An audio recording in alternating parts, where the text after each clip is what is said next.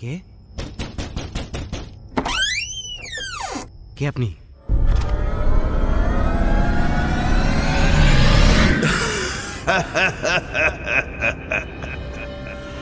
আসছি ভূত। শিশির দা হরর ওয়ার্ল্ডে আপনাদের সবাইকে স্বাগত জানাচ্ছি। আমি শিশির। আজকের এপিসোডে আমরা নিয়ে এসেছি এমন কিছু সত্য ভৌতিক ঘটনা যেগুলো শুনলে আপনার শরীরে শীতল স্রোত বয়ে যেতে পারে। ভূতকে কেউ বিশ্বাস করেন, আবার কেউ করেন না, কিন্তু একটা জিনিস আমরা সবাই স্বীকার করব, ভয় এমন একটা অনুভূতি যেটা অন্ধকার নিঃশব্দ রাতে বা অজানা কিছুর উপস্থিতিতে হঠাৎ করে আমাদের ঘিরে ধরে। অনেকেই বলে পৃথিবীতে শুধু মানুষই বাস করে, কিন্তু বহু প্রাচীন বিশ্বাস, ধর্মীয় বর্ণনায় এবং অসংখ্য মানুষের অভিজ্ঞতা বলছে মানুষের পাশাপাশি এই পৃথিবীতে জিন এবং অদৃশ্য আরও কিছু সত্তা অস্তিত্ব রয়েছে। তারা আমাদের চোখে ধরা দেয় না, কিন্তু কখনো কখনো তাদের উপস্থিতি অনুভব করা যায়। আজকের এপিসোডে আমরা এমনই কিছু রহস্যময় এবং সত্য ঘটনা শুনব যেগুলো ঘটেছে আমাদের এই আশেপাশে মানুষের জীবনে। আর হ্যাঁ, আপনাদের জীবনেও যদি এমন কোনো অদ্ভুত, ভয়ঙ্কর বা অব্যাখ্যাকৃত ঘটনা থাকে, যে ঘটনা আজও আপনাকে ভাবায় বা রাতে ঘুম ভাঙিয়ে দেয়, তাহলে অবশ্যই সেই ঘটনাটি আমাদের কাছে পাঠিয়ে দিতে পারেন। আপনাদের গল্পটি লিখে পাঠিয়ে দেন আমাদের ইমেইলে। আমাদের ইমেইল ঠিকানা হলো horrorstoryfm22@gmail.com। যদি আমাদের মেইলটি মনে রাখতে সমস্যা হয় তাহলে চিন্তার কোনো কারণ নেই। আমাদের ডিসক্রিপশন বক্সে মেইলটি দেওয়া আছে, সেখান থেকে আপনি কপি করে নিতে পারেন। তো আর দেরি না করে সব আলো নিভিয়ে মনটা প্রস্তুত করে নিন। আমরা এখন সরাসরি চলে যাব আমাদের আজকের ঘটনায়।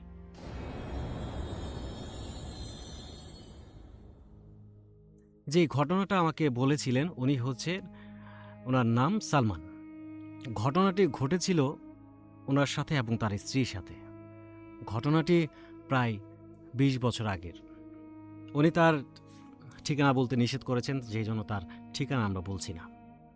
তো সালমান উনি শহর থেকে লেখাপড়া করেন, ওনার বাবা মা শহরেই থাকেন। তো ওনার যখন বিয়ে হয়, তো বিয়ের পর নতুন বউকে নিয়ে ওনার গ্রামের বাড়িতে চলে আসে ঘুরতে, তার ফ্যামিলি সহ। ওনার গ্রামের বাড়ি বলতে ওনার নানুর বাড়ি। তো গ্রামের বাড়ি, ওনার যে নানু বাড়িটা ছিল, নানু বাড়িটা অনেক পুরাতন, অনেক আগের বাড়ি। তো সালমানের যে নানি, তো উনি একটু মানে কবিরাজ টাইপের ছিলেন, অনেক কবিরাজ করতেন, তন্ত্রমন্ত্র করতেন। তো ওনার বয়স হয়ে গেছে, মারা গেছে উনি। তো ওনার সালমানের নানু আর বাইচা নাই। তো গ্রামের বাড়ি, নতুন বিয়ে করছে, বউ নিয়ে, ফ্যামিলি নিয়ে, মা বাবার সবাই নিয়ে গ্রামের বাড়ি যায়। তো হঠাৎ একদিন সালমানের যে স্ত্রী, নতুন বউ, উনি ঘুমের ঘরে স্বপ্ন দেখে যে একটা কবরস্থান, তো কবরস্থানে উনি দৌড়াইতেছে, একটা কালো ছায়া, একটা কালো অবয়ব তারে তাড়া করতেছে, ও দৌড়াইতেছে, খুব ভয় পাইতেছে। তো যাইতে যাইতেই সামনে দেখে একটা গর্ত। ওই গর্তের সামনে যখন উনি দাঁড়ায়, তবে কেউ একজন এসে তাকে গর্তের ভিতরে ফেলে দেয় ধাক্কা দিয়ে। তো সেই মুহূর্তে তার স্বপ্ন ভেঙে যায়। ভেঙে যাওয়ার পরে তো রুমে কাজের মেয়ে আসে, ওই বাড়ির যে কাজের মেয়ে থাকে, কাজের মেয়ে চা দিতে আসে। তো ওনার হাতে একটা খাবারের থালা ছিল। তো বউ বলতেছে, আপনি এত সকাল সকাল খাবার নিয়ে আসছেন কেন, আমি খাবো না। তো কাজের মেয়ে বলে যে আমি আপনার জন্য খাবার নিয়ে আসি নাই, আমি আরেকজনের জন্য খাবার নিয়ে আসছি। তো বউ জিজ্ঞেস করে যে কার জন্য নিয়ে আসছেন। তো কাজের মেয়ে বলে না, একটু এতস্ততা বোধ করে, বিষয়টা বলে না যে কেন খাবার নিয়ে, কার জন্য নিয়ে আসছে। তো কাজের মেয়ে বলে যে সময় হলে সব আস্তে আস্তে বুঝতে পারবে, বলে না, এরাই চলে যায়। তো কাজের মেয়ে খাবার নিয়ে চলে আসে। ও আরেকটা কথা বলে রাখি, ওই যে তার নানু বাড়ি, যে পুরান বাড়ি, ওইখানে আপনার আগের আমলের বাড়ি, তো নিচে আপনার ওই আন্ডারগ্রাউন্ডে রুম থাকে, তাদের বাসা ছিল, কয়েকটা রুম ছিল মাটির নিচে আর কি, তাদের রুম দিয়ে ভিতরে ঢুকে যাইতে হয়। তো কাজের মেয়েটা যখন খাবারটা নিয়ে চলে আসে, তখন সালমানের স্ত্রী ওনার কাজের মেয়ের কথাবার্তা শুনে একটু সন্দেহ হয়। আসলে নতুন বউ, অনেক কিছুর ভিতরে কিউরিসি থাকতেই পারে। তো উনি কাজের মেয়ের পেছনে পেছনে যায় সেরে দেখে ওই মাটির নিচে যে রুমগুলো আছে ওই ভেতরে, অনেক ভেতরে একটা রুমে দরজাটা হালকা খুলে ওই যে খাবারের যে থালাটা আছে বাইরে থেকে ধাক্কা দিয়ে দরজাটা মেরে দেয়। তো এটা দেখে ওনার স্ত্রী, সালমানের যে স্ত্রী, ও চলে আসে। আসার পর ওই রাত্রের বেলায় ওর স্বামী আসে বাসায়, সালমান আসে। তো সালমানের জিজ্ঞেস করে যে আচ্ছা, তোমাদের বাড়ির ওইখানে নিচে এখানে একটা রুম আছে, সেই রুমে দেখলাম যে কাজের মেয়েটারে ওইখানে গিয়ে খাবার দিতে, ওখানে আসলে বিষয়টা কি, ঘটনাটা কি? তো সালমান বলে যে ওনার যে নানি ছিল, ওনার নানি কবিরাজি টবিরাজি করতেন। ওই তো তখন তার সময়ে কিছু জিন বন্দি করে রাখছিলেন। এর মধ্যে যে একটা বাজে জিন, বদ জিন, সেখানে বন্দি করে রাখে। তো নানি মারা যাওয়ার পরে উনি অনেক মানে সবাই বিরক্ত করে, ঝামেলা করে। তো এক হুজুর নিয়ে এসে ওই জিনটার ওই জায়গাতে বন্দি করে রাখছে, বাড়ি ছেড়ে যায় না। যেই কারণ যায় না, এবং প্রত্যেক বছরে একবার করে তার খাবার দিতে হয়। যদি খাবার দেওয়া না হয় তাইলে নাকি ওই জিন ওই রুম থেকে বেরোয় পড়ে মানুষের সাথে খারাপ করে। সেই জন্য প্রত্যেক বছরে একবার করে খাবার দেয়। আর একটা কথা, ওই জায়গায় নাকি আপনার মেয়ে মানুষ ঢোকা নিষেধ। আমি আগেই বলছি যে কাজের মেয়ে যে খাবারটা নিয়ে গেছিলো, সে হালকা দরজা খুলে বাইরে থেকে আপনার প্লেটটা ভিতরে নিচে রাইখে ধাক্কা দিয়ে দেয়। মেয়েটাও কিন্তু, কাজের মেয়েটাও ভিতরে যায় নাই। তো ওই রুমে মেয়ে মানুষ যাওয়া নিষেধ। তো সালমানের স্ত্রী বলে যে তোমরা এখনকার সময় এইসব বিশ্বাস করো, এই জিন প্রেত ভূত? তো সালমান বলে যে আমার বিশ্বাস হয় না, কিন্তু আগে থেকেই দেখতেছি যে আমার আম্মা নানা এগুলা বিশ্বাস করে, খাবার দেয়, নগর মতো ওরা কাজ করে, আমার কি, খাবার দিলেই আমার কি। তো যাই হোক, সবাই যেহেতু মানা করে, তুমি ওই রুমের কাছে যাইও না, সালমানের স্ত্রীরে না করে। তো ভালো কথা। তো সেদিন রাত্রে দুজনেই ঘুমাই পড়ে। ঘুমানোর পরে সালমানের যে স্ত্রী, ওনার মনের মধ্যে অনেক কিউরিসি থাকে যে আসলেই কি, মানে ওনার তো পুরোপুরি বিশ্বাস যে জিন ভূত বলতে কিছু নাই, ও এগুলা বিশ্বাস করে না, খুবই বাস্তববাদী একজন মানুষ, শহরে থাকে, লেখাপড়া করে। তো উনি ওই কাজের মেয়ের রুমে যায়। কাজের মেয়ের রুমে যায় আস্তে আস্তে, কাজের মেয়েটা ঘুমানো থাকে রাত্রেবেলা। তো রুমে যায় ওই চাবিটা নেয়, ওই রুমের চাবি নেয়। ওই রুমের চাবি নিয়ে আস্তে আস্তে কাউরে না বলে রাত্রেবেলা ওই রুমের ভিতরে ঢুকার পরে রুমে যায়, দেখে ওই রুমের ভিতরে কিছু মোমবাতি জ্বালানো, মোমবাতিগুলো নিভে গেল। খাবারের প্লেট রাখা একটা খালি। তো উনি এদিক ওদিক তাকায়, দেখতেছে যে কই, কিছু তো নাই। এর মধ্যেই ওনার চুলগুলা একটু বাতাসে নড়ে ওঠে। উনি চিন্তা করলো যে মাটির নিচে ঘর, কোনো ফ্যান নাই, আলো বাতাসে আসার কোনো জায়গা নাই, বাতাস আসলো কই থেকে? আবার ওনার কানের মধ্যে ফিসফিস আওয়াজ, হাসতাছে ফিসফিস করে। তো উনি তখনও পুরোপুরি বিশ্বাস করে নাই, তবে একটু আশ্চর্য যেগুলো কি হইতেছে। এর মধ্যেই উনি দরজার দিকে তাকায়, দেখে যে সেই কাজের মেয়েটা এসে দাঁড়ায় আছে, মানে দরজার বাইরে। কাজের মেয়ে, মানে উনি উঠে দেখে যে ওনার যে চাবি ছিল আঁচলে বাঁধা, ওই চাবিটা নাই। তো সেই জন্যই সে রুমের কাছে আসে। আসার পরে দেখে যে ওই বাড়ির যে বউ, সালমানের স্ত্রী, ও ভেতরে। তো এর মধ্যেই অটোমেটিক একাই দরজাটা লাগে যায়। তখন ওই কাজের মেয়ে চিল্লানো শুরু করে। উনি তো সব জানে, বুঝে যে এখানে ঢোকা নিষেধ। তো যে নতুন বউ, সালমানের স্ত্রী, ও দরজা খোলার খুব চেষ্টা করে, কিন্তু দরজা খোলে না। তো এর মধ্যেই ওনারে, সালমানের বউরে হাত দিয়ে জোরে টাইনা মাটিতে ফেলে দেয়। ওনার গায়ের উপরে, মানে গায়ে বেয়ে একটা চাদর এসে পড়ে। চাদর আসার পরে ওনার সাথে পাশাপাশি ধস্তাধস্তি করে। মানে বিষয়টা এরকম যে মানে তার সাথে শারীরিক কিছু করছে। তো করার পর ওই যে কাজের মেয়েটা অনেকক্ষণ চিল্লাচিল্লি করার পর দৌড়ে বাড়িতে যায়। বাড়িতে যাওয়ার পর মানে লোকজনের বাড়ির সবাইরে ডেকে তোলার পরে ওনারা আসার পর রুমের ভিতরে ঢোকে না, বাইরে থেকে দেখে উপরে নিচে যে কোথাও তার যে পুত্রবধূ নাই। তো ওনারা খুবই আশ্চর্য হয়, ভয় পায়, খুবই কান্নাকাটি করে। তো কাজের মেয়ে ওই জায়গায় লোকাল, তো ওই জায়গায় থাকে। তো ওই গ্রামেরই একটা মাজার আছে, তো ওই মাজারের একটা পীর সাহেব আছে, ওনার কাছে দৌড়ায় পীর সাহেবের এটাকে নিয়ে আসে। তো পীর সাহেব আসার পরে উনি পুরা রুমের ভিতরে ঢোকার পরে দেখে যে রুমে ওনার স্ত্রীর যে হাতে যে চুড়ি ছিল ওই চুড়িগুলো ভাঙা পড়ে আছে, তারপরে কিছু মাটি পড়ে আছে, মাটিগুলো হাত দিয়ে নিয়ে দেখে যে অনেকটা কবরের মাটির মতো, কাঁচা মাটি, ভিজা ভিজা ভিজা মাটি। তো ওনার সন্দেহ হয়। উনি বলে যে আপনার আরেকটা কথা বলে রাখি, ওনার বাসার পাশে একটা পারিবারিক কবরস্থান আছে। তো তারা চিন্তা করে যে ওই পীর সাহেব বলে যে আপনাদের এখানে যে কবরস্থান আছে এখানে আমার একটু নিয়ে চলেন। তো সবাই মিলে ওই পীর সাহেব সহ ওই কবরস্থানে যাওয়ার পরে দেখে যে ওই জায়গাতে একটা কবরের পাশে সালমানের স্ত্রী পড়ে আছে। তো সবাই ধরাধরি করে রুমে নিয়ে আসার পরে পীর সাহেব বলে যে এই যে একটা তাবিজ দিলাম, এই তাবিজটা দিয়ে আপাতত ওনার গায়ে বাইন্ধে রেখে দেন, আপাতত আর কোনো ঝামেলা নাই, কোনো অশুভ শক্তি কিংবা জিন টিন তার কোনো ধরতে পারবো না, তার শরীর আপাতত বন্ধ করে দেওয়া হয়েছে। তো উনি তখন ঠিক মানে ওই মুহূর্তে তার স্ত্রী, সালমানের স্ত্রী সুস্থই আছে, ভালোই আছে, কোনো সমস্যা হয় নাই। তো পরের দিন রাত্রেবেলা হঠাৎ করে সালমানের স্ত্রী বলতেছে আমার গলায় যে তাবিজ বাঁধছে, তাবিজটা খুব টাইট লাগতেছে, খুব টাইট করে বাঁধছে, তাবিজটা একটু খুলে ঢিলা করে দাও মানে। তো সালমান তাবিজটা খুলছে, এর মধ্যেই বলতেছে সালমানের স্ত্রী যে আমার অনেক পানি পিপাসা লাগছে, আমার একটু পানি দাও।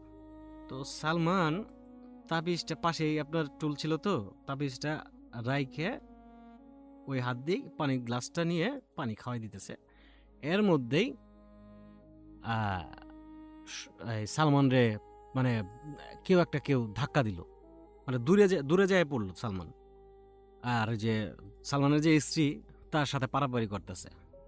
তো সালমানের গায়েবী ভাবে মানে তার গায়ে আঘাত করতেছে। সালমান এক পর্যায়ে সালমানের ধাক্কা দিয়ে দরজা রুমের বাইরে বের করে রুমের দরজাটা মাইরে দেওয়ার পরে সালমানের স্ত্রীর সাথে মানে পারাপারি ধস্তাধস্তি করার পরে এলাকার যে ওনার যে কাজের মেয়ে, তারপরে যে সালমানের মা, সবাই দৌড়াদৌড়ি করে আসে, দেখে দরজা খোলে না। পরে হঠাৎ করে কাজের মেয়ের মনে হয় যে পীর সাহেবের ডাইকে নিয়ে আসি। তো পীর সাহেবের ডাকতে যায়, পীর সাহেব আইসা দেখে যে এইটা আসলে এইভাবে সম্ভব না, এটা এইভাবে যাবে না, এটাকে পুরোপুরিভাবে নিস্তেজ করা লাগবে। তো উনি বলে যে আমাকে কিছু জিনিস দিবেন, যে জিনিসগুলো নিয়ে আমি আমার মতো প্রসেসিং করে একটা মানে ওনাদের মতো করে ওই কবিরাজি যেটা বলে আর কি বানাই দিবে আর কি। কিন্তু এটা এখন সম্ভব না, শাবান মাসের যে প্রথম শুক্রবার আছে সেই শুক্রবারে তার কাজ করতে হবে, এখন এটা সম্ভব না। তখন তারা বলে তাইলে এখন কিভাবে এটা সমাধান করা যায়, শাবান মাসের তো অনেক দেরি আছে, 1-1.5 মাসের মতো দেরি আছে, তাহলে এখন তো এইভাবে চলা সম্ভব না। কারণ বিষয়টা নিয়ে মোটামুটি সবাই ভয়ে আছে। আপনার ঘরের জিনিস রাখে এক জায়গায়, ঘরের জিনিস পরে থাকে আরেক জায়গায়, ঘরের যে আসবাবপত্র রাখছে রাত্রে সকালবেলা উঠে যায় দেখে যে আরেক জায়গায় আছে। তো এরকম বিভিন্ন অ্যাক্টিভিটিস তাদের সাথে হইতে থাকে। এর মধ্যে একদিন আপনার ওই যে কাজের মেয়েটা থাকে, তো এই কাজের মেয়ে আপনার রাত্রেবেলা ঘুমাইছে, ঘুমের মধ্যে তারে ডাকতেছে। তো উনি ভয়ে ভয়ে রুম থেকে বের হয়ে বারান্দায় আসার পর যেটা হয় এটা আসলে খুবই নির্মম একটা ঘটনা, ওনাকে মাইরে ফেলে। তো সবাই দৌড়াদৌড়ি করে আসার পরে দেখে যে ওনাদের যে কাজের মেয়েটা ছিল ও মারা গেছে। কিভাবে মারা গেছে, কেমনে মারা গেছে, গায়ে কোনো আঘাতের কোনো চিহ্ন নাই। তো এর মধ্যে আমি আরেকটা ঘটনা স্কিপ করে গেছি। এটা হইতেছে ওই যে পীর সাহেব ছিলেন, ওই পীর সাহেব প্যারাক দিয়ে বাড়ির চার কোনায় 4টা প্যারাক পুঁতে দিছিল আর বলছিল যে এই বাড়ির সীমানার বাইরে এইটুকু একটা সীমানা দিয়ে দিছিল যে এই সীমানার বাইরে কেউ বের হবেন না অন্তত এই কিছুদিন। তো সেই রাত্রে যখন ওই কাজের মেয়েটা বাইরে বের হয় তাকে তো মেরেই ফেলে। তো ফেলার পরে ওনাকে পরের দিন আপনার মাটি দেওয়ার জন্য ওনাদের যে পারিবারিক যে কবরস্থান আছে ওইখানে যায়। তো এখানে মাটি টাটি দেয়, সবাই চলে যায় যার যার মতো। তো এর মধ্যে আসার সময় ওই যে সালমান মানে ওনার গায়ে আসার সময় একটা ধাক্কা লাগে, মানে একটা মানুষের মতো মানুষের সাথে ধাক্কা লাগলে যেমন অনুভব হয়, ফিল হয়। সে দেখতেছে না, কিন্তু কিছু একটা কেউ একজন আছে তার সাথে ধাক্কা লাগে। তো ধাক্কা লাগার পরে উনি সেন্সলেস হয়ে যায়। সেন্সলেস হওয়ার পরে উনি নিজের আবিষ্কার করে সে রুমে শুয়ে আছে। তো ভালো কথা, ওঠার পরে ওনার যে আচরণ কথাবার্তা এটা স্বাভাবিক নাই, অন্যরকম হয়ে গেছে। মানে ভালোবাসা, মানে সবার মানে বেশি ভালো একটা ভাব দেখাইতেছে সবার সাথে। তার স্ত্রীর সাথে অতিরিক্ত একটা ভালোবাসা, তার বাপ মার সাথে ভালো অতিরিক্ত ভালো ব্যবহার। তো এরকম তার অ্যাক্টিভিটিস। এইভাবে কয়েকদিন যায়, যাওয়ার পরে ওই যে ওনার যে সালমানের যে মা ছিল, সালমানের মা এশার নামাজ পড়ে সালমানের জন্য পানি নিয়ে আসে। আবার মানে উনি নামাজ পড়েই দোয়া পড়ে পানির মধ্যে ফু দিয়ে এই পানিটা সালমানকে খাওয়াইতো।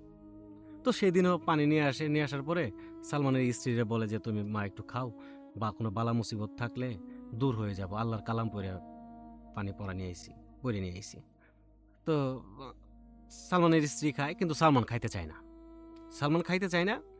তো সালমান কি করে, ওর মার হাতে মানে ধাক্কা দিয়ে পানিটা ফেলে দিয়ে ও দূর দিয়ে মানে স্পিডে রুম থেকে বের হয়ে যায়। তো পেছনে পেছনে সালমানের মা যাওয়ার পরে সালমান ওখানে আর কোনো কিছু হয় না। তার পরের দিন সকালবেলা দেখে যে সালমানের মা ওইখানে মরে পড়ে আছে। বিষয়টা একটু অস্বাভাবিক। সবাই এটা নিয়ে মানে শোকাহত, কারোর মুখে হাসি নাই, মনে শান্তি নাই। এমনিতে এই দিক দিয়ে আপনার একটা ঝামেলা চলতেছে, তার উপরে আবার কাজের মেয়েটা মারা গেল, শাশুড়ি মারা গেল। তো এর মধ্যে দুজনে বসে, আর যে সালমান ওর স্ত্রীর বলতেছে চলো খাওয়া দাওয়া বাদ দিয়ে দিছ, এভাবে না খাইলে তো আস্তে আস্তে অসুস্থ হয়ে যাবা। তো দুইজনে মিলে হাজব্যান্ড ওয়াইফ দুজনে মিলে রুমে যা বসে খাইতেছে। এর মধ্যে রুমের যে পাশে যে আয়নাটা আছে, এই আয়নার মধ্যে সালমানের স্ত্রী খেয়াল করলো সালমান আয়নার সাইডে বসে আছে, কিন্তু সালমান নাই, সালমানের দেখা যাইতেছে না। যে চেয়ারটাতে বসেছিল শুধু সেই চেয়ারটাই দেখা যাইতেছে।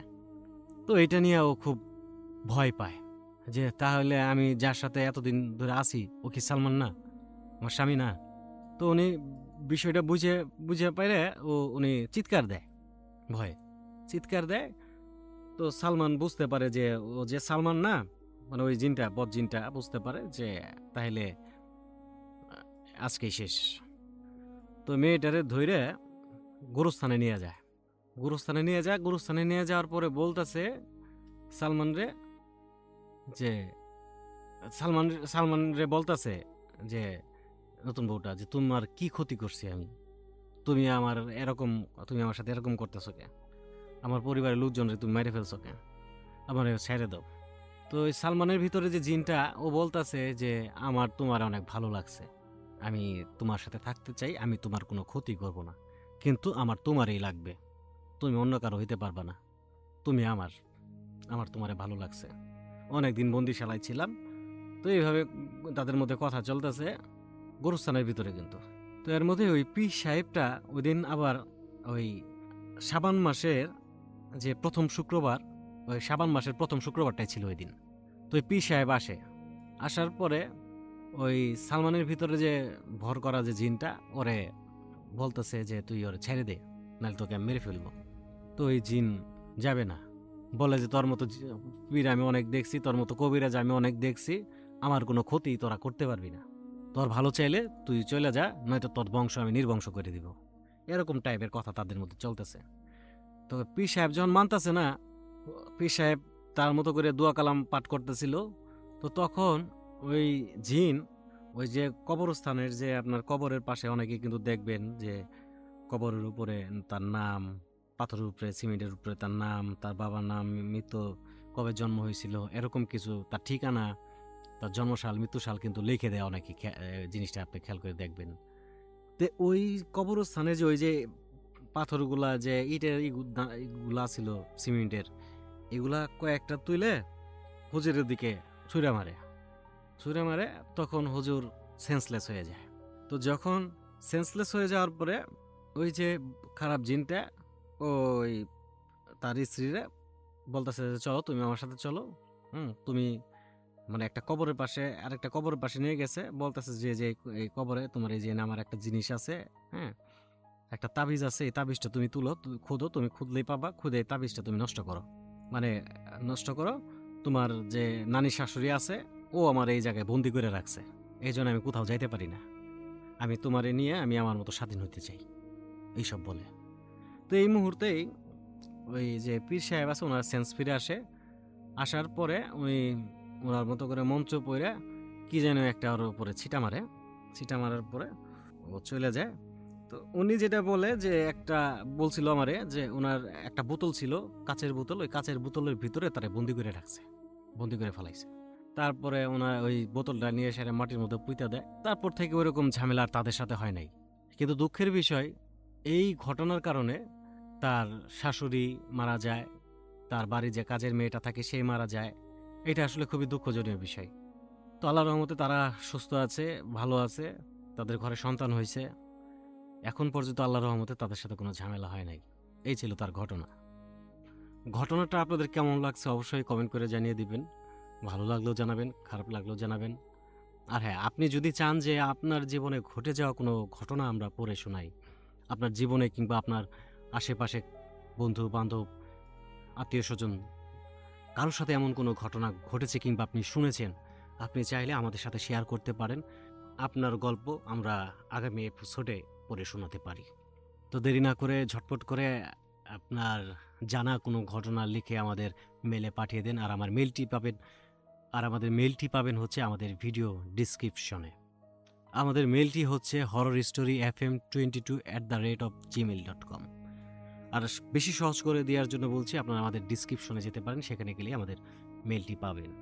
তো চলুন আর কথা না বাড়িয়ে সরাসরি আমরা চলে যাই আমাদের পরবর্তী ঘটনায়। প্রিয় লিসেনার, আজকে আমাদের স্টুডিওতে আছেন সাইদ ভাই। তার জীবনে ঘটে যাওয়া কিছু ঘটনা আজকে তিনি আমাদের সাথে শেয়ার করবেন। তো সাইদ ভাই, আপনার সাথে যে ঘটনাগুলো ঘটেছিল সেদিন, সেই ঘটনাগুলো বলুন। আসসালামু আলাইকুম। আসলে এই ঘটনাগুলো বলার আগে আমার পরিচয়টা দিতে হবে, আর লোকেশনটা সবাইকে জানানো দরকার। এটা অনেকে বিশ্বাস করতেও পারে, অনেকে বিশ্বাস নাও করতে পারে। যেই সময় আমার সাথে ঘটনাটা ঘটেছিল, আমার সাথে ঘটনাটা ঘটার আগে আমি অনেক কথা শুনেছি অনেকের কাছ থেকে, কিন্তু আমি নিজে ওই সময় বিশ্বাস করি নাই, যেটা আসলে বাস্তব হতে পারে না। আমার কাছে এমনটা মনে হয়েছে। আমার বাড়ি হচ্ছে জামালপুর সদর উপজেলার পৌরসভার 1 নং ওয়ার্ডে পাথালিয়ায়। এটা হচ্ছে জামালপুর জেলা, ময়মনসিংহ বিভাগ। আমার বাবা ছিল একজন কৃষক। আমরা মূলত চাষাবাদের উপর নির্ভরশীল ছিলাম। জামালপুর জেলার শেষ সীমান্ত যেটা নাওভাঙ্গা চর, পরে হচ্ছে চর পক্ষিমারি, ওই জায়গাটাতে আসলে আমাদের জমি, ওইখানে আমাদের চাষাবাদ করতো। ওই সময়টায় আমাদের, এটা অনেক আগের কথা, কিন্তু এটা 2006 সালের ঘটনা, 2005-06 সময়ের যে ঘটনাটা, ওই সময়ের ঘটনা। আমরা আমাদের আবাদের যত জিনিস ছিল সব কিছু আমাদের চরে থাকতো। আমাদের গরু থাকতো এখানে, আমাদের গোয়াল ঘর ছিল, মেশিন থাকতো, মেশিন ঘর ছিল, আমাদের এভরিথিং, একটা সংসারে যা যাবতীয় লাগে সব কিছু এখানে থাকতো। আমরা শুধু বাসায় আসতাম, রাতে ঘুমাইতাম। আমি তখন স্কুলে পড়ি, আমি সম্ভবত ক্লাস 7 না 8 পড়ি ওই সময়। ওই চরে আমার বড় ভাই সব সময় চরে থাকতো, ও থাকতো এখানে, আমাদের এখানে ঘর ছিল। ওই সুবাদে আমি অনেকের কাছ থেকে শুনছি, ওই সময় আমি যখন চরে যাইতাম, আমি বিকেলবেলা যাইতাম, আমাদের গরু থেকে দুধ হইতো, যে দুধ নিয়ে আসার জন্য দুধ নিয়ে আসার জন্য যাইতাম, আমি দুধগুলো বিক্রি করতাম বা বাসার জন্য নিয়ে আসতাম খাওয়ার জন্য। ওই সময় আমাকে বলতো, সন্ধ্যা হইলে আমাকে বলতো সন্ধ্যা করা যাবে না, তাড়াতাড়ি চলে আসতে হবে, সন্ধ্যার আগে বাসায় ঢুকতে হবে। আমি জিজ্ঞাসা করতাম যে আসলে কারণটা কি, কেন? পরে বলতো যে আসলে জায়গাগুলো এরকম এরকম ভালো না, অনেক সমস্যা আছে, ভালো খারাপ সব কিছু মিলেই থাকে। আসলে ওই সময় আমাদের ভৌতিক জিনিসটা বোঝানো হইতো। পরে একটা সময় বুঝতে পারছি যে আসলে ভৌতিক বলতে তো কিছু না, আমরা আমরা যেরকম মানুষ, আমাদের এরকম আরেকটা সৃষ্টি জগৎ আছে এরকম, যেটা হচ্ছে জিন জগৎ। ভালো কথা। আমি শুনতাম যে ওই দিক দিয়ে নাকি হলুদ কাপড় পরা একটা মেয়ে হাঁটতো, কাঁধে বা কোমরে কলসি নিয়ে হাঁটতো, হাঁটার কিছুক্ষণ পরেই আবার একটা নির্দিষ্ট একটা জায়গা ছিল, ওই জায়গায় যায় অদৃশ্য হয়ে যাইতো। এই যে জিনিসগুলো ঘটতো, এটা কোথায় ঘটতো? এই জিনিসগুলা যারা চরে সবসময় থাকতো, আমি তো সবসময় থাকতাম না, আমি তো মাঝে মধ্যে যাইতাম। মানে কোনো নির্দিষ্ট কোনো স্থান? হ্যাঁ হ্যাঁ, অবশ্যই নির্দিষ্ট স্থান ছিল। আমাদের যে গরুর গোয়াল ঘরটা ছিল, ওর থেকে সামান্য একটু সামনে, মানে 2টা বা 3টা প্লট পরে একটা, ওইখানে একটা গাব গাছ ছিল। ওই গাব গাছের আশপাশে এই ঘটনাগুলো বেশি ঘটতো। আর ওইখান থেকে প্রায় অনেকটু, মানে বেশ কিছু একটু দূরে নদী ছিল, নদীর পাড়ে ওই অবস্থাটাই ছিল, ওই দিকটাও এরকম বেশি হইতো।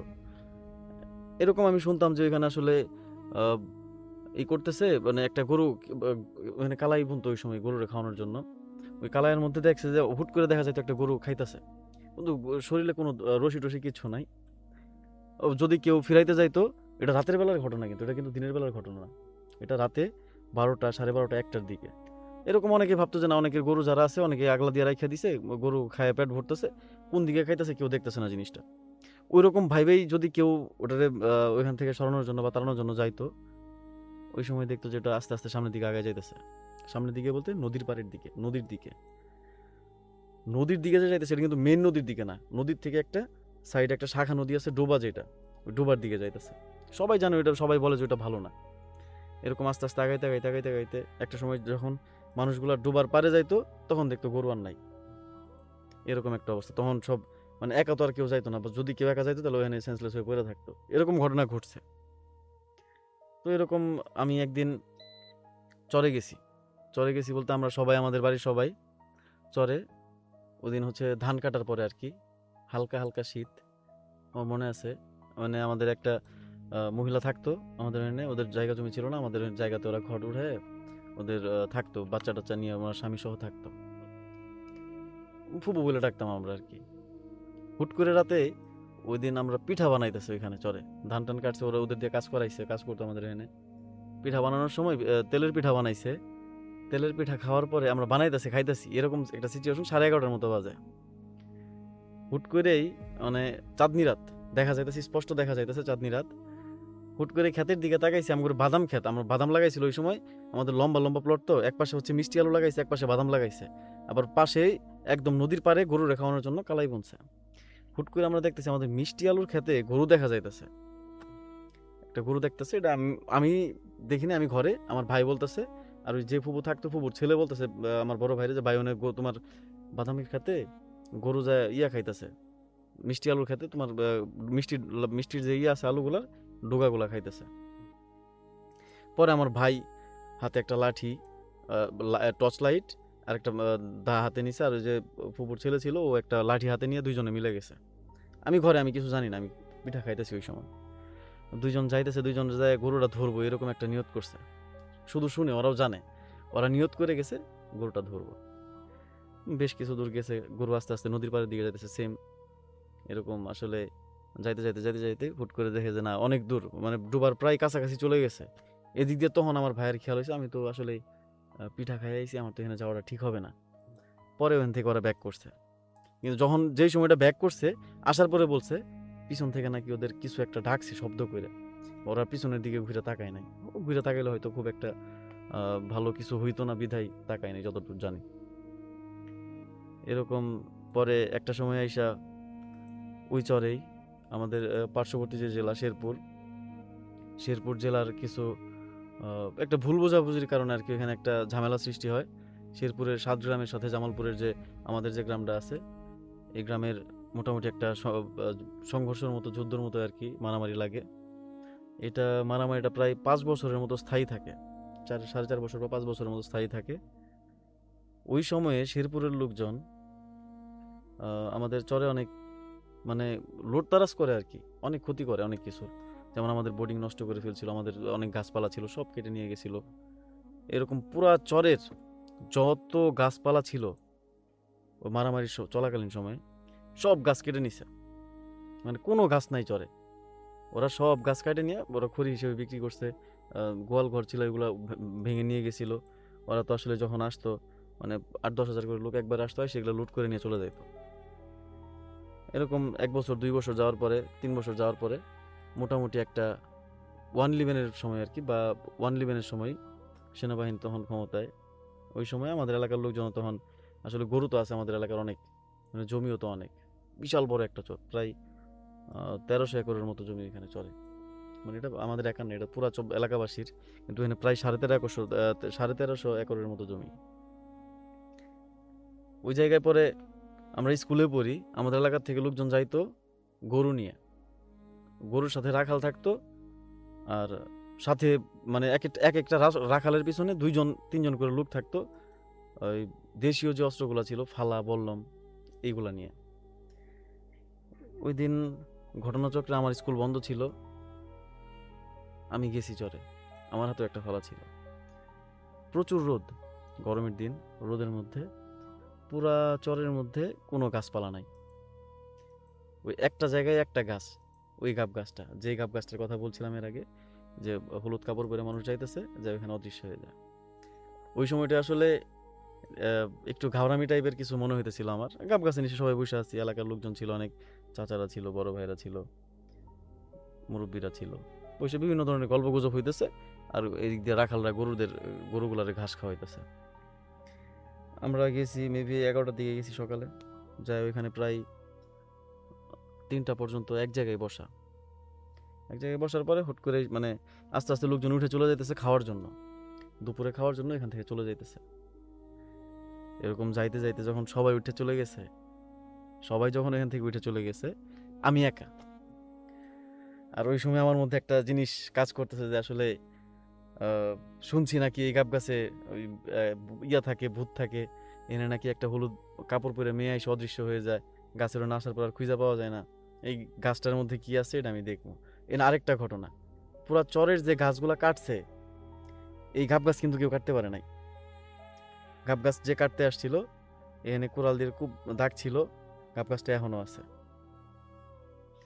কোরালের দিয়ে কূপ দিছিল, কিন্তু যে গাব গাছটা কাটতে আসছিল সে অসুস্থ হয়ে গেছিল, গাব গাছটা কাটতে পারেন। পুরা চরের সমস্ত গাছ কাটা, শুধু একটা মাত্র গাব গাছ ওই চরে ছিল। আর এর জন্যই সবাই ওইখানে আমরা নিচে বসেছিলাম।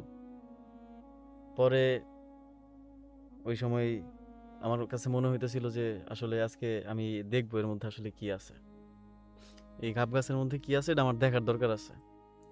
এই চিন্তাটা করেই সবাই যখন চলে গেছে ওই সময় আমি একা, আমি গাব গাছের গোড়ার মধ্যে দাঁড়ায় ওখানে দাঁড়ায় প্রস্রাব করছি। এটা আসলে আবেগের বশে করি, জিদের বশে করি, ছোট ছিলাম। প্রস্রাব করছি ওই সময় আমার কাছে কিছুই মনে হয় না। আমি বলতেছি কই এনে না নাকি সারা জীবন শুনলাম শয়তান থাকে, ভূত থাকে, আজকে না আমি দিলাম শয়তানের মাথায় প্রস্রাব কইরা, কি হয় আমার? কিছুই তো হইল না। এটা শেষ করলাম, শেষ করে আমি ওইখান থেকে আরো প্রায় আধা ঘন্টার মতো এখানে বসে থাকলাম, আমার কোনো সমস্যা হয় নাই। আধা ঘন্টার মতো বসে থাকার পরে আমি ওইখান থেকে চলে আসছি, বাসায় আসছি। বাসায় আসার পরে গোসল টোসল করছি, খাওয়া দাওয়া করছি। হঠাৎ করে আমার প্রস্রাবের অনেক চাপ হচ্ছে, আমি ওয়াশরুমে ঢুকছি প্রস্রাব করার জন্য, প্রস্রাব আসে না। এরকম একটা সিচুয়েশন আমি ওই সময় আমি ফিল করছি। আমি ওয়াশরুমে গেছি প্রস্রাব করার জন্য, প্রস্রাব হয় না, এদিকে অনেক চাপ প্রস্রাবের। আমার কাছে মনে হইতেছিল যে আসলে সারাদিন রোদের মধ্যে ছিলাম, হয়তো শরীরের পানির একটু ঘাটতি হয়েছে, স্যালাইন ট্যালাইন খাই। এরকম করতে করতে টেস্টি স্যালাইন খাইছি, ওর স্যালাইন খাইছি, সাদা পানি খাইছি, না কোনোভাবেই প্রস্রাব আসে না। এত পানি খাওয়ার পরেও আমার কাছে মনে হইলো আমি ওই সময় প্রায় 3 লিটার 3.5 লিটারের মতো পানি খাইছি। খাওয়ার পরেও আধা ঘন্টা 1 ঘন্টা পরেও আমার এই অবস্থায়, আমার প্রচণ্ড প্রস্রাবের রাস্তায় জ্বালাপোড়া করতেছে। আর প্রস্রাব করতে গেলে 7-8 ফোঁটার মতো প্রস্রাব আসে, কিন্তু রক্তের মতো, ডিরেক্ট রক্ত, মানে মানে রক্তর মতোই আসতেছে। আমি তো আসলে একরকম ভয় পেয়ে গেছি। যেটা কি হইতেছে আমার সাথে আসলে। ওই সময় আমার মাথার মধ্যে উল্টাপাল্টা চিন্তা আসতে শুরু হইলো যে আমি আসলে এই জিনিসটা কি ভুল করলাম কি না। আমি ভৌতিক জিনিসটা বিশ্বাস করতাম না, কিন্তু এই ঘটনাটা ঘটার পরে আমার সাথে আমার মাথায় উল্টাপাল্টা চিন্তা আসতে শুরু হইলো।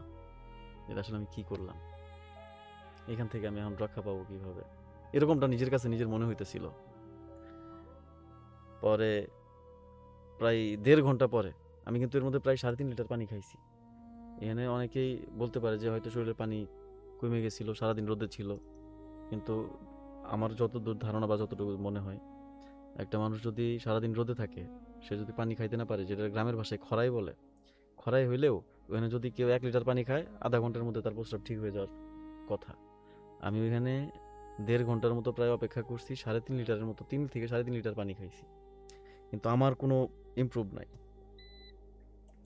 তখন মাথার মধ্যে আমার নানান রকমের চিন্তা আসতেছে যে আসলে আমি এটা কি করলাম, আমি ভুল করলাম। ছোট আমি, কিন্তু আহামরি বয়স না তখন, আমি সম্ভবত ক্লাস 8 না 9-এ পড়ি মেবি, এরকম। পরে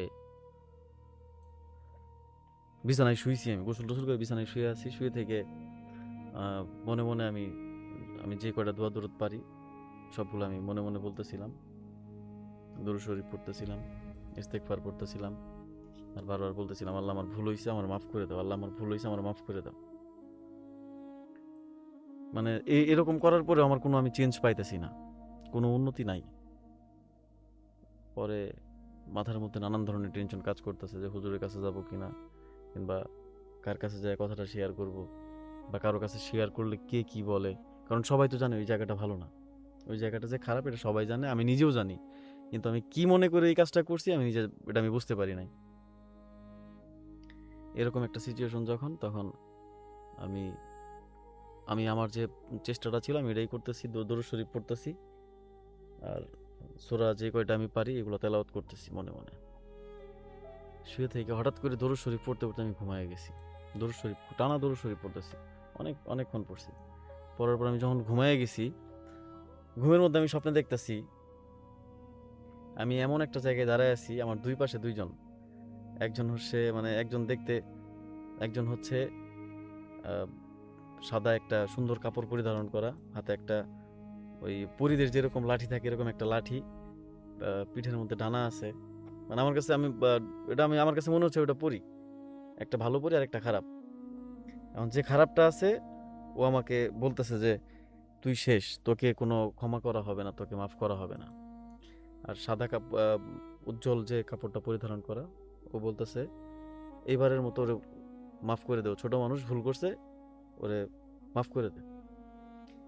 এ বলতেছে যে খারাপ, যে কালো কাপড় পরা বা কুৎসিত দেখতে, সে বলতেছে না, এটা কোনোভাবেই করা যাব না। ও জানে, না জানতো তাহলে একটা কথা ছিল, ও জানে, ও জানে না কিসের জন্য আমার এনে প্রস্রাব করছে, আমার ঘরে প্রস্রাব করলো কেন। ও সব কিছু জানার পরেও আমার ঘরে প্রস্রাব করছে, এরকম হয়তো যে ও কিছু জানে না তাহলে আমি তারা মাফ করে দিতাম, ও ঘাউরামি করে এরকম করছে।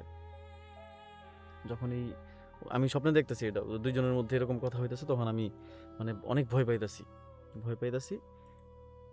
আমার পক্ষ নিয়ে ওই সাদা যে উজ্জ্বল যে রঙের ছিল, ও মানে খুব রিকোয়েস্ট করতেছে, কিন্তু ওই কুৎসিত বর্ণের যে যা ছিল সামনে, সে কোনোভাবেই মানতেছিল না। এরকম হওয়ার পরে যে উজ্জ্বল রঙের ছিল পরীটা, ও বলতেছে আমি যে বলতেছি ওকে ছেড়ে দেওয়ার জন্য, কথা শুনতেছিস না, আমি কিছু আমি ছেড়ে দেওয়ার জন্য বলতেছি, তুই ছাড়তেছিস না, তুই কি করবি ওর কর। এই কথা বলেই তার হাতের যে লাঠিটা ছিল, লাঠিটা আমার হাতে দিয়ে দিল। লাঠিটা আমার হাতে দেওয়ার সাথে সাথে ও বলতেছে যে এটা কি করলা তুমি, এটা তুমি কি করলা, ও আমার ক্ষতি করছে, ও আমার মাথার উপর প্রস্রাব করছে, তুমি ওরে বাঁচানোর জন্য এত কিছু করতেছো, মানে তুই কি করবি, ওর ক্ষতি করবি না, কর। আমি বলতেছি ও ছোট মানুষ, ভুল করছে, এবারের মতো মাফ করে দে, ও আর কোনো সময় তোর ওইখানে যাব না, প্রস্রাব তো দূরের কথা, তোর ওইদিকে আর যাব না। এরকম যখন ধমক দিয়ে উচ্চস্বরে বলার পর বললো ঠিক আছে, এবারের মতো মাফ করে দিলাম, ওরে বলে দিও ও যেন কোনো সময় আর এইদিকে না যায়, ওইদিকে না আসে, এরপরে যদি এদিকে আসে তাহলে কিন্তু আমি তার আর বাঁচতে দিব না। পরে বললো আচ্ছা ঠিক আছে তুই যা, চলে গেল। এই বলার সাথে সাথে সে যে কুৎসিত বর্ণের যে ছিল সে চলে গেল। আর উজ্জ্বল বর্ণের যে পরীটা ছিল সে আমাকে বলতেছে যে তুমি এরকম ভুল কেন করছো, এরকম ভুল আর কইরো না, তাহলে কিন্তু তখন আমি তোমার আর বাঁচাইতে পারবো না। এটা বলার সাথে সাথে আমার ঘুম ভেঙে গেল। লাঠিটা আমার হাত থেকে নিল, এটা বইলা লাঠিটা আমার হাত থেকে নিল। লাঠিটা আমার হাত থেকে নেওয়ার সাথে সাথে আমার ঘুম ভেঙে গেছে। আমার কাছে মনে হইলো আমি ওইখানে সর্বোচ্চ 10 থেকে 15 মিনিট ঘুমাইছি, এরকম সময়টা মনে হইলো। ঘুমানোর পরে মানে ঘুম ভাঙার পরেই আমার প্রস্রাবে আগের মতোই চাপ। আমি তো ভাবতেছি এবারও জ্বালাপোড়া করবে, প্রস্রাব হবে কি না এটা আমি বুঝতেছি না। যাই বাথরুমে ঢুকছি, ঢোকার সাথে সাথে একদম আলহামদুলিল্লাহ আমার প্রস্রাব ক্লিয়ার হয়ে গেছে। এটা আসলে আমার সাথে ঘটে যাওয়া বাস্তব একটা ঘটনা। ওই দিনের পর থেকে আমি এই জিনিসগুলো আসলে এড়ায় চলার চেষ্টা করি, আর সবার উচিত এই জিনিসগুলো আসলে এড়ায় চলা। কারণ ছোট থাকতে হয়তো বুঝতাম না যে আসলে শয়তান বা জিন কি। আল্লাহ তাআলা আমাদের যেরকম সৃষ্টি করছে ওরকম জিন জাতিকেও সৃষ্টি করছে, জিনের মধ্যে ভালো খারাপ মিলানো আছে। যারা ভালো তারা হয়তো মানুষকে ক্ষতি করে না, আর যারা খারাপ তারা এই যে আমি যেরকম বিপদে পড়ছিলাম এরকম বিপদে মানুষদের ফালাইতো। এটাই হচ্ছে আমার সাথে ঘটে যাওয়া বাস্তব একটা ঘটনা। বা খুবই অসাধারণ ও শিহরণ জাগানো একটি ঘটনা। সাইদ ভাই শুধু অজান্তে একটি গাছের নিচে প্রস্রাব করেছিল, কিন্তু সেই ছোট্ট ভুলটায় তাকে এমন একটা অদৃশ্য জগতের মুখোমুখি দাঁড় করিয়েছিল, যেটা আসলে খুবই ভয়ানক। যেখানে মানুষের চোখে না দেখা শক্তিরা বাস করে। একদিকে ছিল এক রাগান্বিত খারাপ পরী, সে সাইদের ক্ষতি করতে মরিয়া হয়ে উঠেছিল, আর অন্যদিকে ছিল এক দয়ালু ভালো পরী, তাকে ক্ষমা করে দেওয়ার জন্য অনুরোধ করছিল। প্রিয় লিসেনার, গল্পটি আপনাদের কাছে কেমন লেগেছে অবশ্যই কমেন্ট করে আমাদেরকে জানিয়ে দিবেন। ভালো লাগলেও জানাবেন, খারাপ লাগলেও জানাবেন, কারণ আপনাদের কমেন্টের উপর ভিত্তি করে আমরা আমাদের আগামী এপিসোডগুলো সাজাবো। আসলে জিন ভূত এগুলো পৃথিবীতে আছে, কিন্তু কোথায় আছে, তারা কোথায় থাকে সেটা কিন্তু আমরা জানি না। তো সাইদ ভাইয়ের সাথে যে ঘটনাগুলো ঘটেছে এর কোনো ব্যাখ্যা আপনাদের কাছে জানা আছে কিনা অবশ্যই কমেন্ট করে জানিয়ে দিবেন। তো আর কথা না বাড়িয়ে আমরা সরাসরি চলে যাব আমাদের পরবর্তী ঘটনায়। আজকের ঘটনাটা যিনি আমাকে পাঠিয়েছেন তার নাম হচ্ছে আশিকা। পেশায় উনি একজন গৃহিণী, তার হাজবেন্ড একজন ব্যাংকের কর্মকর্তা। এই ঘটনাটি আসলে তার মেয়েকে কেন্দ্র করে। আল্লাহর রহমতে আশিকার 3টি কন্যা সন্তান আছে। তার বড় মেয়ের নাম সোহাগী, মেজ মেয়ের নাম কাকুলি, আর ছোট মেয়ের নাম সুবর্ণা। তাদের মধ্যে বয়সের ব্যবধান খুব একটা বেশি না। আশিকার বড় মেয়ে তার ছোট 2 বোনকে খুবই স্নেহ করত আর খুবই ভালোবাসত। আসলে তারা 3জন বোন কম, বন্ধু বেশি। তাদের এই মিল মোহব্বত দেখে তাদের মায়ের মন আসলে জুড়িয়ে যায়। এখনও তারা 3 বোন একত্রিত হলে বড় মেয়ে নিজের হাতে রান্না করে এবং 2 বোনকে খাইয়ে দেয়। মানে বিষয়টা এমন যে তাদের মায়ের অনুপস্থিতিতে সেই বড় বোনই তাদের মা। তো আশিকা ভাবতো এরা একে অপরকে ছাড়া থাকবে কিভাবে, কেননা মেয়ে বড় হলে তাদের বিয়ে তো দিতেই হবে। যাই হোক, কয়েক বছর আগের ঘটনা। তো আশিকা তার 2 মেয়েকে নিয়ে গ্রামের বাড়িতে যায় বেড়াতে। তো বড় মেয়ে তার পরীক্ষা ছিল, সে যেতে পারে নাই, সে বাবার সাথে বাসায় থাকে। তো আশিকার যে হাজবেন্ড যথেষ্ট ব্যস্ত একজন মানুষ, পরিবারকে সময় দেওয়ার মতো সময় তার কাছে ছিল না বললেই চলে। তো মা গ্রামের বাড়ি যাওয়ার পর নিয়মিত বড় মেয়ের খোঁজ টোজ নিত, পড়াশোনার খোঁজ খবর নিত। তো গ্রামের বাড়িতে 4-5 দিন থাকার পর সে বাড়িতে ফিরে আসে। সময়টা তখন আনুমানিক সন্ধ্যার দিকে। তো চাবি দিয়ে মেন গেট খুলে ভিতরে ঢুকে দেখে বাড়িতে কোনো আলো নাই। তো এইসব দেখে আশিকা ভাবে যে তার বড় মেয়ে তার বাবার সাথে হয়তো বাইরে কোথাও গেছে, এই জন্য ঘর অন্ধকার। উনি আবার ভাবলেন যে হাজবেন্ড বাইরে গেলে তো তাকে বলে যাবে, আবার ভাবলেন হয়তো ভুলে গেছে। তো উনি নানান চিন্তা করে উনি বাসায় ঢুকে। তো আশিকা ঘরে যায়, লাইট জ্বালাইতেই দেখে তার বড় মেয়ে ডাইনিং টেবিলের উপর পা তুলে চেয়ারে বসে আছে। আশিকার রীতিমতো অবাক হয়ে যায় তার এই অবস্থা দেখে। এমন অবস্থায় তাকে আগে কখনো দেখে নাই তার মা। তো তার মা মেয়েকে ধমক দিয়ে বলল, কিরে, বাসায় কয়দিন ছিলাম না আর সব আদব কায়দা ভুলে গেছিস? বেয়াদবের মতো এইভাবে বসে আছিস কেন? ঘরে এত অন্ধকার কেন? লাইট জ্বালাসনি কেন বল? তো আশিকার কথায় তার মেয়ের মধ্যে কোনো প্রতিক্রিয়াই ছিল না। সে তার মতো চেয়ার থেকে উঠে নিজের রুমে চলে গেল। তার পেছনে পেছনে তার বাকি দুইটা মেয়েও চলে গেল। তো বাড়ির অবস্থা দেখে আশিকার প্রচণ্ড রাগ উঠছিল। সব কিছু ছিল অগোছালো আর এলোমেলো। বাড়িতে প্রাপ্তবয়স্ক 3টা মেয়ে থাকার পরে যদি বাড়ির পরিবেশটা যদি একটু অগোছালো থাকে তাহলে কিন্তু মেনে নিতে একটু কষ্টই হয়। তো সে ঘরে ফিরে ফ্রেশ হয়ে গোছগাছ শুরু করে দেয়। এদিকে রাতের রান্নাটাও করতে হবে। এটা ভেবে আশিকা তার 3 মেয়েকে ডেকে বলে তারা কি কি খেতে চায় তা নিয়ে রান্নাঘরে সবকিছু রেডি করে রাখবে, যেন রান্না করতে সুবিধা হয়। তো এদিকে সন্ধ্যার সময় উনি বাসায় আসছে, রান্না বান্না করতে হবে। তো 3 মেয়েকে ডেকে বলে, জিজ্ঞেস করে যে তারা কি কি খাবে। তো ডাক শুনে মেজো মেয়ে কাকলি রান্নাঘরে চলে যায়। কিছুক্ষণ পরে তার বড় মেয়ের রুম থেকে একটা চিৎকারের আওয়াজ আসে। আশিকা দৌড়ে বড় মেয়ের রুমে যায়। গিয়ে দেখে তার ছোট মেয়ে সুবর্ণা তার বড় মেয়ের সোহাগীর ডান কানে থাকা যে দুলটা কামড় দিয়ে জোরে টেনে ধরে রাখছে। সেই ব্যথার জন্যই সে চিৎকার করতেছিল। এসব দেখে তাদের মায়ের রাগ চরমে পৌঁছে যায়। তো আশিকা তার ছোট মেয়ে সুবর্ণাকে চরমে জিজ্ঞেস করে, এসব আচরণের কারণ কি? তো এরকম কেন করছিস? তো সুবর্ণা তার মাকে কোনো উত্তর না দিয়ে সোহাগীর দিকে তাকিয়ে বলে, কেন এসেছিস মহানুতে? তোকে কেন যে মেরে ফেলিনি, ভালোই হয়েছে, এবার আমাদের হাতে তোর মরণ হবে। তো এই সব কথা বলতেছিল। তো এই বলে সুবর্ণা তার মেজ বোন কাকলির দিকে তাকিয়ে ফিক ফিক করে হাসতে থাকে। কাকলিকেও দেখা গেল মাথা ঝুঁকিয়ে হেসে চলেছে। সোহাগীকেও দেখা যাচ্ছে চোখ বড় বড় করে একবার সুবর্ণার দিকে তাকায়, আবার কাকলির দিকে তাকিয়ে হাসে। আশিকা কাকলি আর সুবর্ণাকে সোহাগীর রুম থেকে বের করে আনতেছিল। ঠিক তখনই সোহাগী বলে, আল্লাহ ছাড়া কাউকে ভয় করি না, উস্তাদের এই পাপের প্রায়শ্চিত্ত করতে এসেছি। কুরবানি দিতে হলে দেব, তবুও তোদের ভয় পাবো না। তো এই কথা শুনে সুবর্ণা ও কাকলি গজগজ করতে করতে নিজের রুমে চলে যায়। তাদের মা এসব কিছুই বুঝতে পারতেছিল না, কি হচ্ছে এইসব। তো এরপর থেকে প্রতিদিনই বোনের মধ্যে অশান্তি বাড়তে থাকে।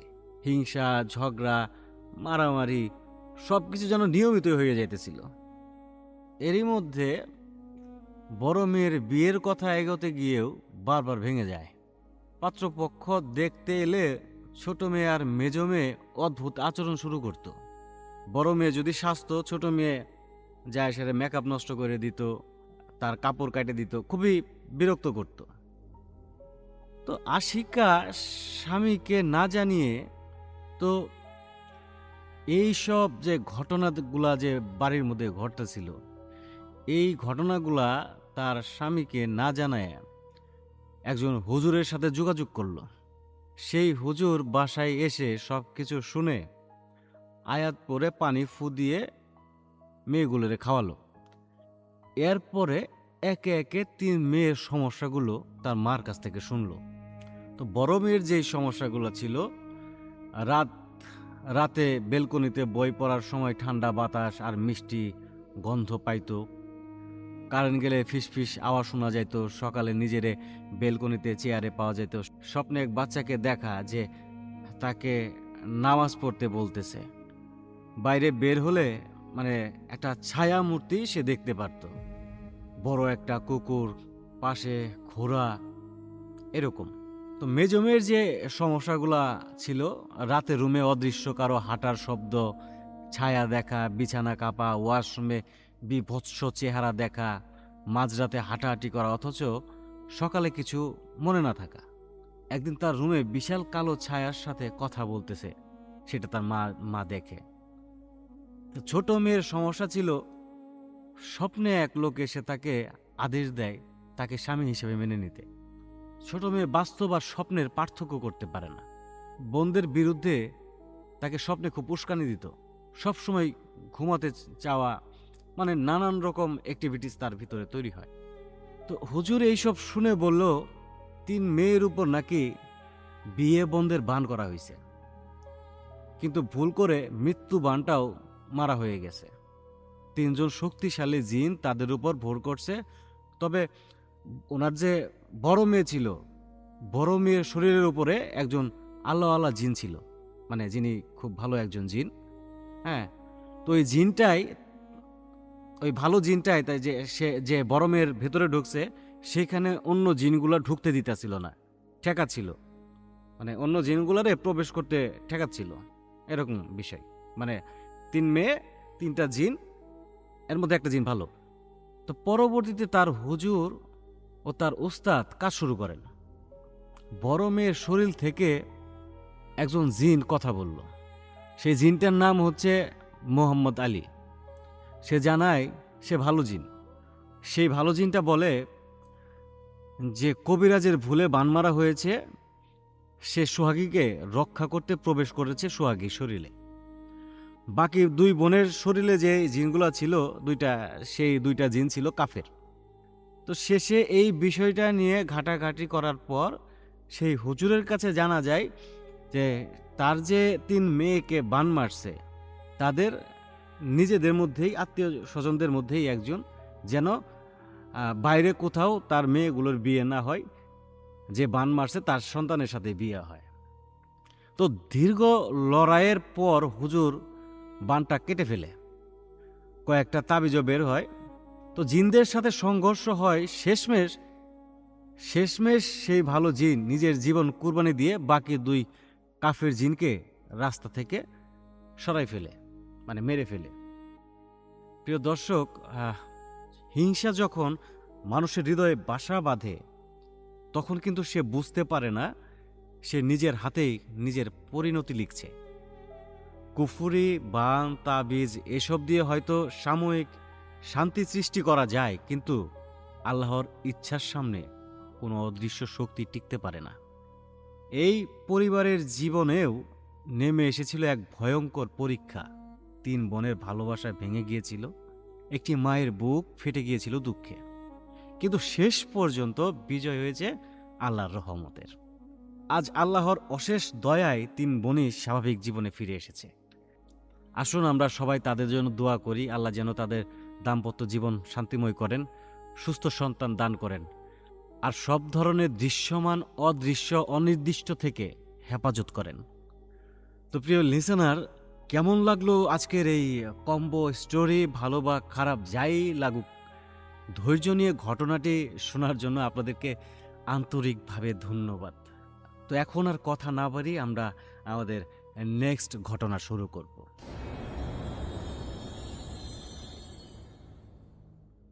একটা নির্জন গ্রাম, একটা কাঁচা রাস্তা, পাশে সারি সারি পুরনো তাল গাছ, আর তার শেষ প্রান্তে একটা পারিবারিক কবরস্থান। 2018 সালে চাঁদনি রাতে যখন চারিদিকে শব্দ ধীরে ধীরে নিঃশেষ হয়ে যাচ্ছিল, তখন এক অচেনা মেয়ের কণ্ঠ ভেসে আসে এক কিশোরের ফোনে। সে জানায় সে পৃথিবী ছেড়ে চলে যাচ্ছে, আর রেখে যাচ্ছে শুধু একটা ফেসবুক অ্যাকাউন্ট, কিছু কান্না ভেজা কথা আর এক অদ্ভুত দায়। কিন্তু সেই রাতে কি শুধুই একটি আত্মহত্যার আগে শেষ আর্তনাদ ছিল, নাকি সেই রাত ছিল আরেক কিছুর শুরু? যখন তাল গাছ থেকে ভারী ফল পড়ে অথচ ব্যথা লাগে না, যখন ইট এসে মাথায় লাগে অথচ রক্ত ঝরে না, যখন কুকুর দৌড়ে এসে হাওয়ায় মিলিয়ে যায়, আর যখন নিজের চোখে দেখা মানুষের কয়েক সেকেন্ডে অদৃশ্য হয়ে পড়ে, তখন প্রশ্ন জাগে, সবটাই কি কাকতালীয়, নাকি কেউ ছিল খুব কাছে? এই গল্প শুধু একটি ফোন কলের নয়, এই গল্প ভয়, অপরাধবোধ, অজানা শক্তি আর মানুষের মনে গভীর অন্ধকারের গল্প। আপনি কি প্রস্তুত সেই রাতের পথে হাঁটতে? এই গল্পটা যিনি আমাদেরকে শেয়ার করেছেন তার নাম হচ্ছে সিকান্দার। ঘটনাটি তার সাথেই ঘটেছিল। তো উনি ওনার পরিচয় গোপন রাখতে বলেছেন, সেই জন্য আমরা তার নাম বলছি না। তো তিনি যেভাবে আমাদের সাথে গল্পটা শেয়ার করেছেন, আমি সেভাবেই আপনাদেরকে শোনানোর চেষ্টা করছি। ঘটনাটি ঘটেছিল 2018 সালের দিকে। সিকান্দার তখন সবে এসএসসি এক্সাম দিয়ে বাড়িতে সময় কাটাচ্ছিল। একদিন বিকেলবেলা সিকান্দারের মা কাঁথা সেলাই করছিল। সিকান্দার তার আম্মুর পাশে মাথা রেখে ফেসবুক চালাচ্ছিল। আনুমানিক বিকেল 5:30 হবে। এমন সময় সিকান্দারের ফোনে একটা অপরিচিত টেক্সট আসে। টেক্সটে একটা ফোন নাম্বার সাথে ফেসবুক পাসওয়ার্ড লেখা ছিল। তো সেই নাম্বার থেকে একটা কল আসে। কণ্ঠ শুনে বুঝতে পারল যে মেসেজটা করেছে সে একটা মেয়ে। তো উনি বলতেছে, ভাইয়া আমি রূপা, আমি বাসা থেকে চলে এসেছি। আজকে আমি পৃথিবী ছেড়ে চলে যাচ্ছি। আপনি যেই হন না কেন, আমার ফেসবুক অ্যাকাউন্টটা আপনাকে দিলাম। নিশ্চয়ই আমার পরিবার আমাকে অনেক খোঁজাখুঁজি করবে, তখন বলবেন আমি মারা গেছি, আমাকে যেন ক্ষমা করে দেয়। এই বলে ফোনটা কেটে দিল। সিকান্দার ভাবল কেউ হয়তো মজা করছে। এরপর সিকান্দার নাম্বারটা দিয়ে ফেসবুকে লগ ইন করে। সত্যি সত্যি ফেসবুকটা লগ ইন হয়ে যায়। সিকান্দার সত্যি কিছু বুঝে উঠতে পারছিল না। সিকান্দার এক মনে ভাবে কেউ হয়তো মজা করছে, আবার ভাবে এত সিরিয়াসভাবে কে মজা করবে। সিকান্দার মনে মনে ভাবে যদি ব্যাপারটা সত্য হয় তাহলে ব্যক্তি হিসেবে আমার একটা দায়িত্ব আছে, তাকে বুঝাতে হবে। এগুলো ভেবে সিকান্দার ওই নাম্বারে একটা কল দিল, কিন্তু ফোনটা রিসিভ করল না। পরে একটা মেসেজ দিল মেয়েটাকে। তারপর থেকেই মেয়েটার নাম্বার বন্ধ। আনুমানিক সন্ধ্যা 6টার দিকে ওই মেয়েটা সিকান্দারকে একটা কল দিল। কল দিয়ে তাকে বলছে, ভাইয়া আমি অনেক দূরে চলে এসেছি, আমাকে বুঝিয়ে সময় নষ্ট করবেন না। আমার একটা উপকার করেন। আমার বাবা মা আমাকে অনেক ভালোবাসে। আমার বাবা মাকে বলবেন যেন তারা আমাকে ক্ষমা করে দেয়। মেয়েটা এমনভাবে কাঁদছিল, মেয়েটার কথা শুনে সিকান্দারের অনেক মায়া লাগে। সিকান্দার বুঝতে পারছিল না আসলে এই মুহূর্তে তার কি করা উচিত। সিকান্দার চিন্তা করল যেভাবে হোক মেয়েটাকে বুঝাতে হবে। একটু বুঝিয়ে যদি মেয়েটাকে বাঁচানো যায় তাহলে খুব ভালো হয়। সিকান্দার মেয়েটার কথার সাথে হা মিলিয়ে যাচ্ছিল। সিকান্দার তার কথা শোনার পর বলল, আচ্ছা আপু, সুসাইড করেন কোনো প্রবলেম নাই, আমি আপনাকে মানা করছি না, কিন্তু আপনার বাবা মা আমাকে জিজ্ঞেস করবেন আপনি কেন সুসাইড করেছেন। তখন আমি কোনো উত্তর দিতে না পারলে সারা জীবন অজানা একটা ধারণা নিয়ে আপনার বাবা মা কষ্ট পাবে। এটা কি ঠিক হবে? আমাকে জাস্ট 5টা মিনিট সময় দিন। কে আপনি, কেন মারা যেতে চাইছেন আমাকে একটু বলেন। তখন মেয়েটা আরও কাঁদতে থাকে। সে বলে, আমি অনার্স 2য় বর্ষের ছাত্রী। এবং সিকান্দারের ইনবক্সে একটা ছেলের ছবি দিয়ে বলে ছেলেটির নাম সাহিদ। ফেসবুকে তাদের সম্পর্ক হয় এবং মেয়েটি ছেলেটিকে অসম্ভব ভালোবাসে। ছেলেটি নাকি মেয়েটিকে ঠকিয়েছে। এর বেশি সে কিছু বলতে চায় না। এরপর কল কেটে দেয়। ঘড়িতে আনুমানিক রাত 12:20 বাজে। সিকান্দার মেয়েটিকে বারবার কল দেয়। মেয়েটি কল রিসিভ করে ধীর কণ্ঠে বলে, আমার সময় নেই, আমি হয়তো আপনার বড় বোনের মতো, এটা আমার অনুরোধ, আমার বাবা মাকে বলবেন আমি ক্ষমা চেয়েছি। তো সিকান্দার বারবার রিকোয়েস্ট করছিল যে আপু প্লিজ আমার কথাটা শোনেন, আমি আপনার সাথে কথা বলার জন্য এত রাত্রে এখনো বাইরে দাঁড়িয়ে আছি। তখন মেয়েটি বলল, সরি ভাইয়া, শুধু শুধু আপনাকে কষ্ট দিচ্ছি, আপনি বাসায় চলে যান। এই কথাটা বলে ফোনটা কেটে দিল এবং লাস্ট একটা মেসেজ দিল সিকান্দারকে। সেখানে লেখা ছিল, আমার অপ্রত্যাশিত কিছুর জন্য কেউ দায়ী নয় এবং আপনিও না। আপনারা ভালো থাকবেন এবং একটা কথা বলতে চাই, কাউকে ভালোবেসে কখনো এভাবে কষ্ট দিতে নেই, আমাকে ক্ষমা করে দিন, খুদা হাফেজ। তারপরে মেয়েটার ফেসবুক আবার ইনঅ্যাক্টিভ হয়ে যায়।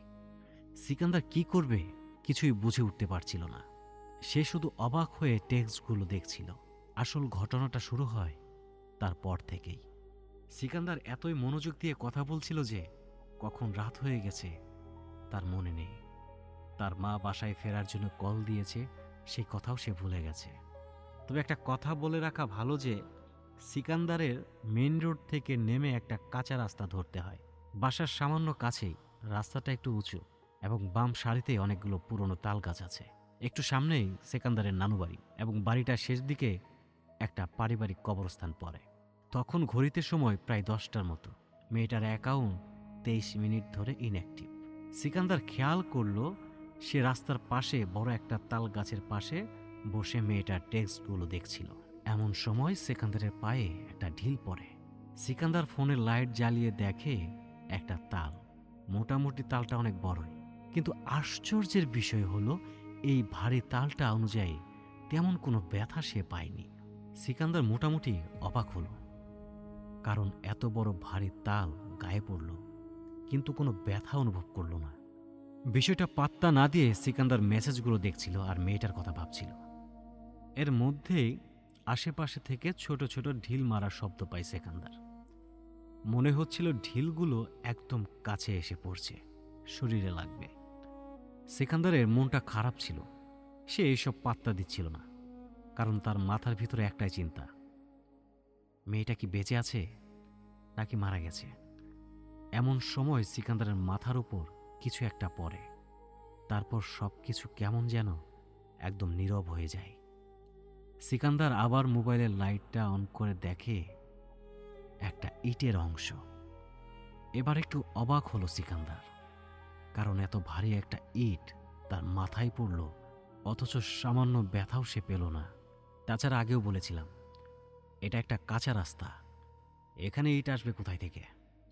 তখন ঘড়িতে প্রায় 1টা বাজে। সিকান্দার ভাবল এখানে এত রাতে থাকাটা ঠিক হবে না, চলে যাই। যখন সিকান্দার বাড়িতে যাওয়ার জন্য উঠে দাঁড়ালো, ঠিক তখনই তালগাছ থেকে এক ঝাঁক বাদুড় সিকান্দারের চারপাশে উঠতে থাকে।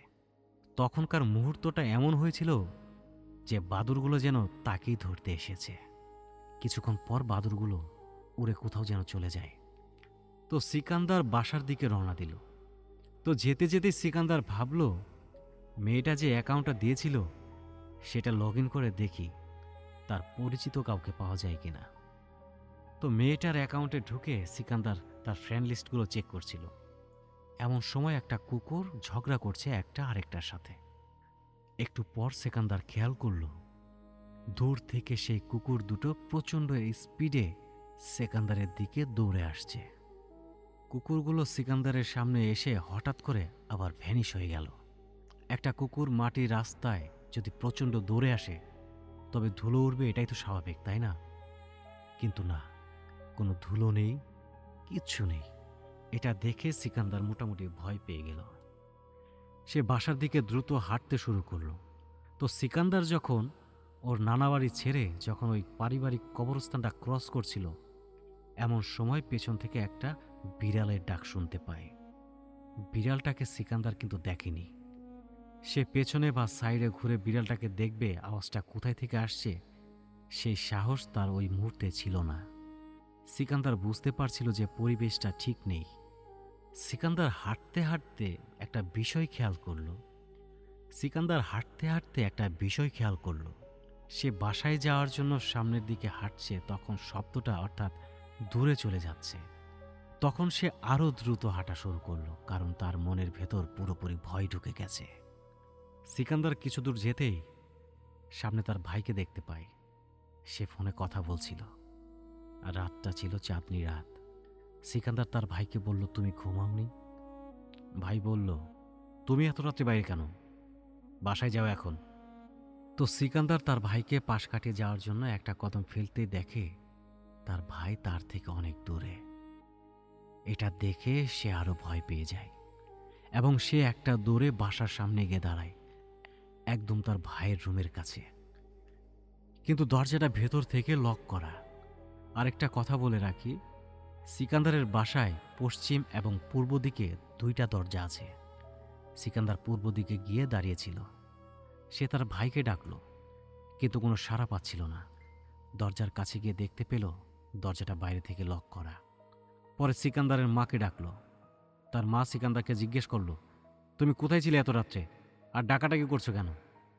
সিকান্দার তার মায়ের কথার কোনো উত্তর না দিয়ে দৌড়ে ভাইয়ের বেডের দিকে যায় এবং সে দেখে তার ভাই ঘুমাচ্ছে। দেখে মনে হচ্ছিল অনেকক্ষণ আগেই সে ঘুমিয়ে পড়েছে। সিকান্দার তার মাকে জিজ্ঞেস করল, ভাই কখন ঘুমিয়েছে? সে তো অনেকক্ষণ আগেই ঘুমিয়ে পড়েছে। সিকান্দার তার মায়ের কথা শুনে অবাক হয়ে এসব চিন্তা নিয়ে তার নিজের রুমে ঢুকল। সিকান্দারের মাথায় একটাই চিন্তা, তার সাথে এসব কি হচ্ছে, আর মেয়েটাই এমন মেসেজের জন্য আমাকে কেন বেছে নিল। এইসব চিন্তা করতে করতে সিকান্দার সেদিন ঘুমিয়ে পড়ে। সিকান্দারের যখন ঘুম ভাঙল তখন মসজিদ থেকে ফজরের আজান ভেসে এলো।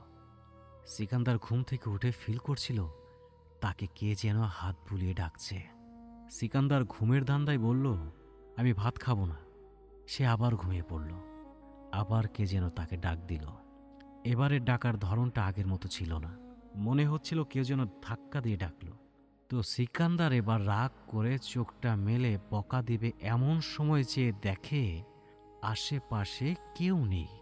তখন সে ভাবল, কেউ নেই তাহলে আমাকে ধাক্কা দিয়ে ডাকাডাকি করল কে? সিকান্দার স্পষ্ট ফিল করেছিল তার গায়ে হাত দিয়ে তাকে ডাকছিল, তার গা নড়ছিল। সিকান্দার প্রচণ্ড ভয় পায় এবং চোখ বন্ধ করে চিৎকার দেয়। চিৎকার শুনে সিকান্দারের আম্মু আব্বু এবং ভাই সাথে সাথে তার চারপাশে চলে আসে। সবাই যখন তার কাছে আসছিল এমন সময় সিকান্দার খেয়াল করল তার কাছ থেকে একটা অন্ধকারের স্তূপ জানালা দিয়ে ভেসে বেরিয়ে গেল। সবাই এসে জিজ্ঞেস করল।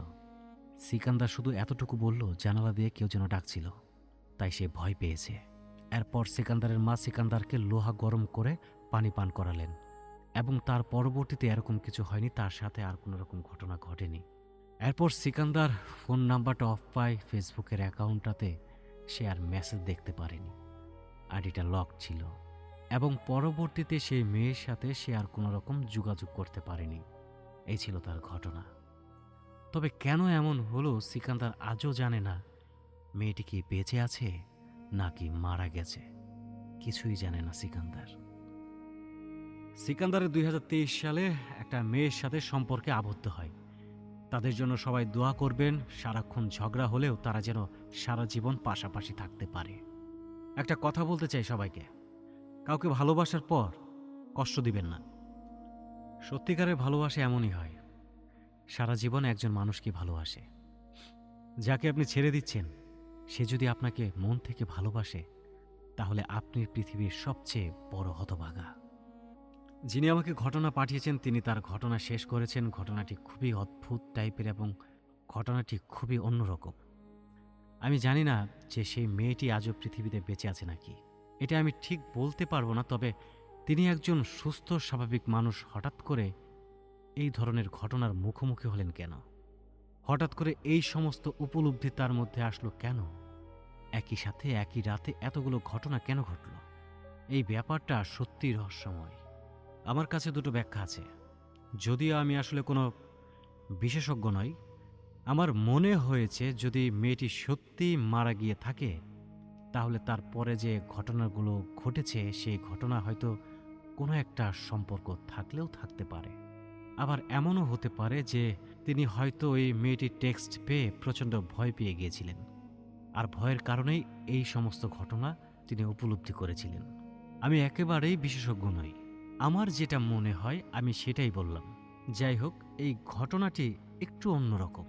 এই ঘটনাটার ব্যাখ্যা আমি আসলে ঠিকভাবে দাঁড় করাতে পারবো না বলেই আপনাদের সামনে উপস্থাপনা করলাম। গল্পটি পড়ার পর আপনার কি মনে হয়েছিল? ওই রাতে সিকান্দারের সাথে যা ঘটেছিল তা কি শুধুই মনের ভুল নাকি অন্য কিছু? আপনি চাইলে এই বিষয়ে আপনার মতামত আমাদের কমেন্ট বক্সে আপনারা জানাতে পারেন। গল্পটি কেমন লেগেছে অবশ্যই জানাবেন, ভালো লাগলেও জানাবেন, ভালো না লাগলেও জানাবেন, কারণ আপনাদের কমেন্টের উপর ভিত্তি করে আমরা আমাদের আগামী এপিসোডগুলো সাজাবো। তো চলুন কথা না বাড়িয়ে আমরা চলে যাই আমাদের পরবর্তী ঘটনায়। তো যেই ঘটনাটা আমাকে বলছে ওনার নাম হচ্ছে রতন। উনি ঢাকাতে লেখাপড়া করে। ঘটনাটা 2024 সালের। তো উনি যেভাবে বলছে, তো জামালপুর যে মেলান্দো আছে, মেলান্দো স্টেশনকে ঘিরে এই গল্পটা একটা পাগলকে নিয়ে। তো স্টেশনে একটা পাগল থাকতো, তাকে সবাই ওই নুরা পাগলা বলেই ডাকতো। সবাই জানতো, এলাকার আশেপাশের যারা থাকে তারা সবাই চেনে। এখনও যদি আপনারা কেউ যায় স্টেশনে জিজ্ঞেস করেন যে এখানে নুরা পাগলা নামে কেউ ছিল কিনা, তারা বলবে চিনবে। তো স্টেশনের পাশেই একটা বটগাছ ছিল, তো বটগাছে পড়ে যাই। তো রতন যার সাথে ঘটনাটা ঘটছে ও ঢাকা লেখাপড়া করে। তো ও যখন বাড়ি থেকে ঢাকা যায় অনেকদিন পর পর বাড়িতে আসে। তো এর মধ্যে কোনো একদিন ওই ঢাকা থেকে ট্রেনে করে বাড়িতে ফিরে। রাত্রে যে থাকে আপনার ওই কি বলে ওই ট্রেনটা, ব্রহ্মপুত্র এক্সপ্রেস। তো ব্রহ্মপুত্র এক্সপ্রেসে উনি রাত্রে আসে। তো এই ট্রেনটা আসে আপনার 12টা কি 12:30টার দিকে রাত হয়ে যায়। গ্রামে সাধারণত 7টা-8টা বাজলেই সবাই শুয়ে পড়ে, একদম নীরব হয়ে যায়। তো উনি গ্রামের স্টেশন, তো এমনিতেও ওই জায়গায় লোকজন ওরকমভাবে থাকে না। যখন ট্রেন আসে তখন একটু ভিড় দেখা যায়। তো উনি ট্রেন থেকে নামে আপনার ওই পাগলের সাথে দেখা। তো এখানে আমি আরেকটা কথা মিস করে গেছি। ওই নুরা পাগল যে ছিল, ওনারে কেউ কোনো কিছু সাধলে উনি নিতেন না। কেউ যদি টাকা সাধতো নিতেন না, কেউ যদি খাবার সাধতো তাও নিতেন না। উনি আবার যারে পছন্দ হইতো তার কাছ থেকে নিতেন, সবার কাছ থেকে নিতেন না। তো রতনের কাছ থেকে টাকা চায় নিত কিংবা খাবার চাইতো, রতন দিত। যেহেতু পাগলটা একটু অন্যরকম, কারো কাছ থেকে কোনো কিছু নেয় না, ওই জায়গাটা চিন্তা করে রতন মাঝে মধ্যে তারে খাবার টাবার কিনে দিত। তো সেদিন রাত্রে যখন ঢাকা থেকে আসে, তো আসার পরে উনি যাইতেই সাইড থেকে আচমকা হাতটা বের করে বলতেছে যে খামু। হাতটা বের করে বলতেছে খামু, মানে কিছু খাইতে চাইতেছে। তো রতন পাগলা খাবার একটা বিস্কিটের প্যাকেট কিনে তার হাতে দিয়েছে। দেওয়ার পরে ও বিস্কিটটা হাতে বলতেছে আমি খাবো না, তুই নে। তো রতন আবার টাকা সাধছে। তো টাকা সাধছে। তো ও টাকাটা নিয়ে ওই স্টেশনের পাশে যে একটা বট গাছ আছে, সেই বট গাছের ওখানে যায় সেরে কান্না করতেছে। তো রতন দূর থেকে বিষয়টা খেয়াল করলো যে নোরা পাগলা টাকাটা নিয়ে যায় সেরে বট গাছের নিচে কান্না করতেছে। রতন আগায় গেল। তো আগায় যাওয়ার পর পাগলটা কি করলো, ওই যে টাকা দিছিল ওই টাকাটা আবার তারে ঘুরাই দেয়। রতন মানে অবাক হয়ে গেল যে টাকা, বিস্কিট খাইতে চাইলো, বিস্কিট কিনে দিলাম, ঘুরাই দিল। টাকা চাইলো, টাকা দিলাম, ঘুরাই দিল। এরকম তো এর আগে কখনো করে নাই। তো বিষয়টা তখন স্বাভাবিকভাবেই নিছে। তো টাকাটা নিয়ে ও বাড়ির দিকে যাইতেছে। তো আরেকটা কথা বলে রাখি, ওর বাসাটা স্টেশন থেকে 100 কি 150 কদম হবে এরকম। তো ওর বাসা যাইতেই ওর যে রাস্তাটা, ওর বাসা যে রোডটা, মাটির রাস্তা, ওইখানে বাম পাশে একটা কবরস্থান পড়ে, মানে গ্রামের যে পারিবারিক যে কবর দেয় ওরকম কবরস্থান পড়ে। তো টাকাটা নিয়ে ওই দিক দিয়ে ওর বাসার দিকে যাইতেছিল। যাইতেই দেখে ওই যে কবরস্থানটা, ওই কবরস্থানে একটা কবরের পাশে ওই নুরা পাগলা দাঁড়ায় কান্না করতেছে। তো তখন রতন রীতিমতো অবাক হয়ে যায়। আমি নুরা পাগলারে ওই জায়গায় বট গাছের নিচে রেখে আসলাম, আমার আগে ও কিভাবে এখানে আসলো আর এই কবরের পাশে দাঁড়ায় সে কান্না করতেছে কে? ও মোটামুটি একটু অবাক হয়। তো ঢাকা থেকে আসছে, ও ওরকম বেশি কিছু চিন্তা না করে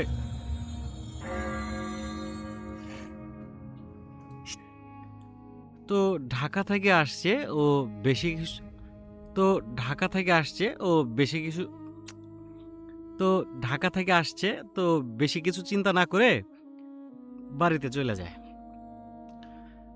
তো বাড়িতে যাওয়ার পর ওর বাবা বের হয়ে আসে। ওর আব্বারে বলে যে আব্বা, নুরা পাগলারে দেখলাম, নুরা পাগলারে এর আগে তো খাবার টাবার দিতাম কিনে ও খাইতো, কিন্তু আজকে না খাইলো না।